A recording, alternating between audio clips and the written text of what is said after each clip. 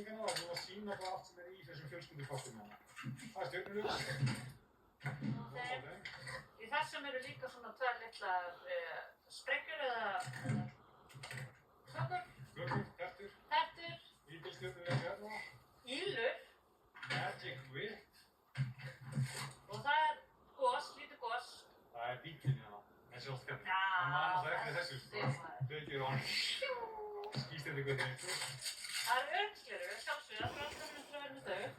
Það hérna, hvað er Lady Crackers? Lady Crackers. Gömlu góðu, sem maður ekki á. Bengal Bliss pakki. Þetta eru 4 stykki.